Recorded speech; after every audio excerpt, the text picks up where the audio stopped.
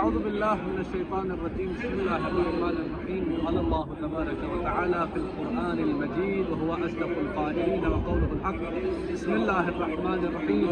هو الذي بعث في الأميين رسولا منهم يتلو عليهم آياته ويزكيهم ويعلمهم الكتاب والحكمة وإن كانوا من قبل لفي ضلال مبين. محترم ناظرین کرام، السلام علیکم ورحمۃ اللہ وبرکاتہ۔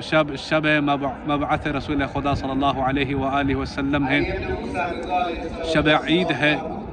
اس پرمسرت موقع پر سرزمین مشہد مقدس حرم مطہرہ امام رضا علیہ السلام سے نجف میڈیا کی ٹیم کی طرف سے آپ تمام چاہنے والے اور دیکھنے والوں کی خدمت میں ہدیہ تبریک عرض کرتے ہیں۔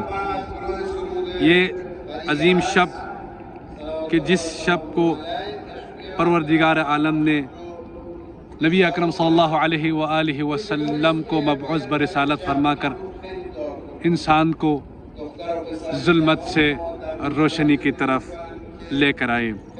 جی ہاں، 27 رجب المرجب کے رات عید مبعث ہے، جو رسول خدا حضرت محمد مصطفیٰ صلی اللہ علیہ وآلہ وسلم کی نبوت کے آغاز کے یادگار رات ہے۔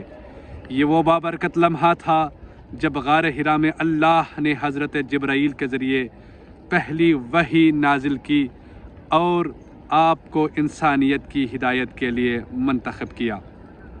اس رات کی اہمیت کی بات کریں تو پہلی وحی کا نزول اسی رات میں ہوئی۔ اس رات سورہ علق کی ابتدائی آیات یعنی بسم اللہ الرحمن الرحیم اقرأ باسم ربک الذی خلق کا نزول ہوا، جو علم، معرفت اور ہدایت کا پیغام ہے، اور اسی رات رسالت کا آغاز ہوا۔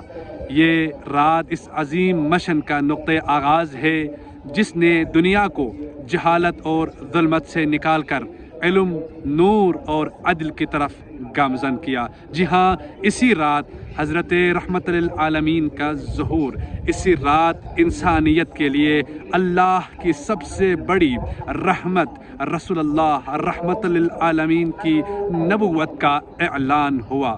رسول خدا صلی اللہ علیہ وآلہ وسلم کے جو اہم مقصد ہے اس کو اس آیت کے مطابق 4 مقاصد اس آیت میں بیان ہوئے کہ رسول اللہ صلی اللہ علیہ وسلم کو کیوں مبعوث برسالت فرمایا۔ جیسے کہ قرآن مجید میں ہے کہ لقد من اللہ علی المؤمنین اذ بعث فیہم رسولا، پروردگار عالم نے اس امت پر احسان کیا کہ ان میں سے ایک کو رسول بنا کر بھیج کر، اور اس آیت میں رسول اللہ صلی اللہ علیہ وسلم کے مبعوث برسالت ہو کے 4 مقاصد بیان کیے۔ یتلو علیہم آیاتہ، پروردگار عالم کی آیات ان پر تلاوت کرے۔ قرآن مجید کی تلاوت کرنا رسول اللہ صلی اللہ علیہ وسلم کی ذمہ داری میں سے ذمہ داری ہے۔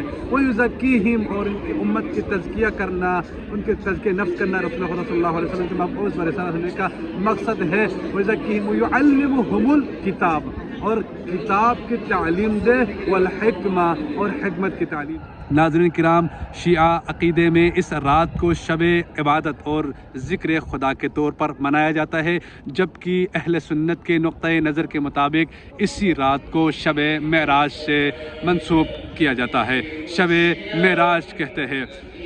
اور اسی رات میں دعائے مبعث کی تلاوت کرنا، مخصوص نمازیں، شب 27 کے رات کو مخصوص کچھ نمازیں اس کا ادا کرنا مستحب ہے، اور دعاؤں کی تلاوت کرنا، زیارت رسول خدا صلی اللہ علیہ وسلم کی تلاوت کرنا مستحب ہے، تسبیح اور صدقہ دینا مستحب ہے۔ کون سی رات ہے ناظرین کرام؟ یہ رات روشنی ہے، ہدایت کا نور، یہی دن ہے دنیا کا عظیم سرور۔ محمد نے ظلمت کو مٹایا تمام، محمد نے ظلمت کو مٹایا تمام، ہر ایک دل میں بھر دی خدا کے کلام۔ یہی رات ہے نعمت، یہی رات دعا، یہی رات ہے نعمت، یہی رات دعا کہ انسانیت پا گئی ہے شفا۔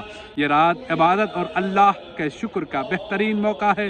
آپ اس موقع پر اللہ سے دعا کریں کہ ہمیں رسول اللہ صلی اللہ علیہ وآلہ وسلم کے نقش قدم پر چلنے کی توفیق عطا فرما۔ والسلام علیکم ورحمۃ اللہ وبرکاتہ۔